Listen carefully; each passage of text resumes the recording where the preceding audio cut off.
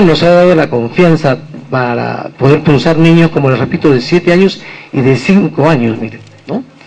Porque vemos lo lejos que está el colon en este caso, y podemos punzar, mire, angulando desde aquí a 45 grados al riñón. Este cálculo era urétero piélico, incluso fue un caso que solo logramos ingresar por el cáliz medio, ¿no? Mire, en la placa sagital vemos el colon aquí cubierto, y diríamos no podemos operarlo, pero en decúbito por el área de Brodels y de la línea cilar posterior vemos perfectamente el ingreso y vemos lejos el colon, ¿no? Entonces mire, un niño de 7 y de 5 años perfectamente operado, porque la tranquilidad que nos da la ayuda tomográfica, ¿no? En la cual se puede precisar los ángulos para ingresar tanto en decúbito dorsal total, decúbito dorsal con la angulación que nos enseñó el doctor José Gabriel Valdivia, ¿no? Inclinando al paciente 45 grados, o en decúbito prono, que viene a hacer la misma angulación, solo que aquí yo veo que los radiólogos no hacen 45 grados como yo lo preconizo, ellos hacen 30 grados, y yo creo que en eso incide que ellos ingresan un poquito más hacia fuera del área de Brodels, y por eso es que estamos viendo, por ejemplo, en mi servicio, en el cual hemos hecho una estadística de 210, 220 NLP por año, ¿no?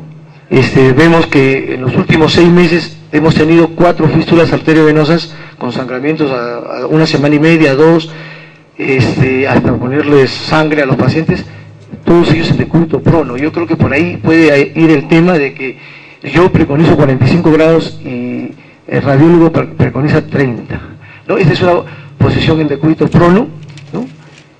Como verán, el área de Brodels es precisa, ¿no? Es una área precisa, y con la tomografía nosotros estamos viendo con mucha tranquilidad que según la literatura y algunos últimos trabajos en Alemania, que en realidad las complicaciones han disminuido notablemente. Bueno, fiebre siempre será alto porque los cálculos son muy sépticos, ¿no? Y la misma sepsis también está disminuyendo, a pesar de que en mi hospital mayormente operamos a los pacientes hasta con cultivos positivos y bajo antibióticos días previos, igualmente no hay muchas sepsis. En realidad, comparar la exposición vendría a ser el caso real de esta charla, y vemos que de acuerdo a cómo coloquemos el paciente nos sacamos unas comparaciones muy importantes con respecto al manejo anestesiológico, que en decúbito prono es muy dificultoso, comprenderán.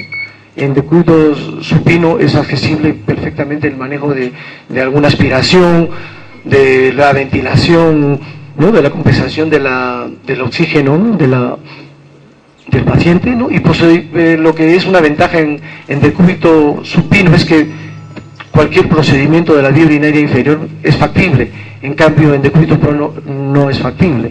La opacificación de la vía urinaria por uropatía obstructiva es factible en decúbito prono. Podemos ir desglosando estos conceptos así. Por ejemplo, en el manejo anestesiológico en el primer mundo mayormente ponen anestesia general.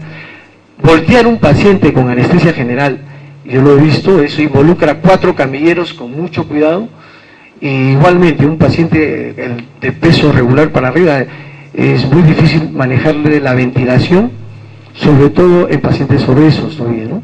En cambio, bajo anestesia general o regional, cuando el paciente se le hace una NLP en decúbito supino y en decúbito dorsal total, como verán, esta es una operación en decúbito dorsal total, que se realiza en Brasil, es un trabajo bastante amplio desarrollado en Brasil, son 100.773 pacientes en decúbito dorsal, en los cuales han hecho 12% de ureteroscopías. Mira, 12%, ¿sabe? Casi 200 ureteroscopías complementarias, porque el paciente está incluso en litotomía, y el 1.2% han hecho percutánea contralateral. Entonces, ¿se imaginan lo que sería pues voltear al paciente? En estos casos es muy complicado. ¿Se imaginan el manejo anestesiológico de un paciente como este, con anestesia general, y la ventilación que le impide la compresión de todo el tórax en realidad el diafragma se limita, ¿no? su amplexación. En cambio, el decúbito dorsal, esta es la posición de Valdivia, donde marcamos el reborde costal, la cresta ilíaca y la línea esquinal posterior. Tiene 5 minutos, doctor. 5. Bueno, los procedimientos endoscópicos adicionales, como les repito, el trabajo de Florianápolis es 12% de ellos han podido hacer ureteroscopía, ¿no? Y eso no se hubiera podido hacer en decúbito prono, ¿no? No es factible ningún procedimiento. Nosotros hemos llegado a ver casos que al voltear, es que en mi hospital se hace NLP en decúbito prono con anestesia regional. El mismo paciente colabora, se voltea, dobla las rodillas. Entonces, una vez puesto todos los campos, vamos a buscar el catéter para hacer la pielografía ascendente y el catéter se ha salido. Se imagina, volver a remover los campos. En realidad, eso, en cambio, en decúbito supino, como verán, aquí está nuestro residente Machuca, él está haciendo una cateterización que se requiere por vía de vía urinaria inferior, ¿no? Entonces, en cambio, también hemos tenido estos problemas que dan ventaja a la NLP en decúbito prono. Este cálculo de aquí nos dio imposibilidad de opacificar la vía urinaria superior. Como estábamos en decúbito prono, simplemente con unas chivas logramos opacificar y ya nuestra punción, dilatación, remover este cálculo que estaba obstruyendo ahí y después ya la nefrostomía final, ¿no? Eso no se hubiera podido en decúbito supino. En decúbito prono sí podemos ayudarnos de una opacificación por función directa de la pelvis, ¿no? Este caso lo hemos tenido, mire, aquí hemos tenido que suspender porque encontramos, con el cateterismo ureteral, encontramos estenosis de ureter. El caso ya se remitió para estudio porque había que hacer una pielografía y ver qué tanto de estenosis, y no pudimos, la NLP, como verán, fue suspendida. Riesgo de inmovilización al paciente es lo que le repito, 4 camilleros tienen que voltear a un paciente y aún así hay riesgo de esguinces y fracturas de los miembros del paciente.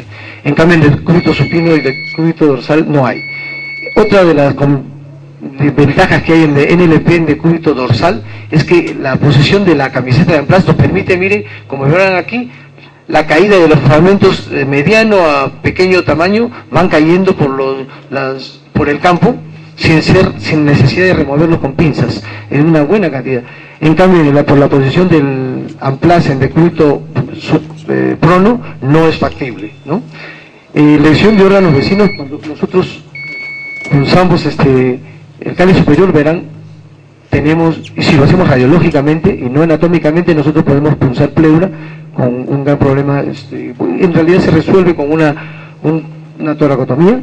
En cambio, nosotros en NLP, en decúbito dorsal supino, nosotros punzamos paralelo, siempre por el área de Rhodes, al cáliz superior.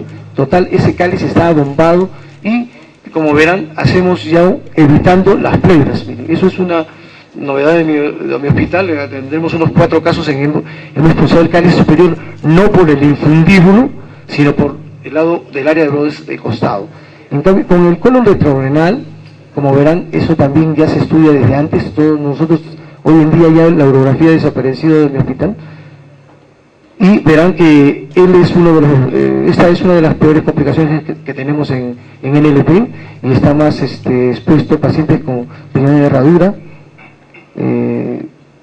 edad avanzada, pacientes muy adelgazados, ¿no? Y pacientes de edad avanzada, pues todos sus ligamentos son muy débiles, y con respecto a la movilidad por los ligamentos débiles del colon, nosotros hemos visto que hay literatura que avala esto. Mire, este es el departamento de la Universidad de Anatomía de Pretoria, en Sudáfrica, que ellos han visto que han hecho tomografías a pacientes en diferentes posiciones y ven que el colon se desplaza medialmente, y ellos refieren que eso hace que sea menos complicación la perforación de colon en decúbito dorsal que en decúbito prono. En decúbito prono, al poner al paciente boca abajo, el colon se puede movilizar hacia los costados y el lado posterior del riñón.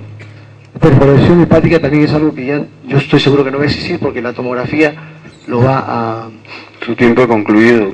Bien, la complicación hemorrágica yo la estaba viendo, como les repito, es algo, una ligera angulación, y que ya yo no coincido muy bien con los radiólogos que hacen 30 grados en vez de 45, y hemos tenido 4 de estos casos en estos últimos 6 meses, en un aproximado de 100 pacientes, ¿no?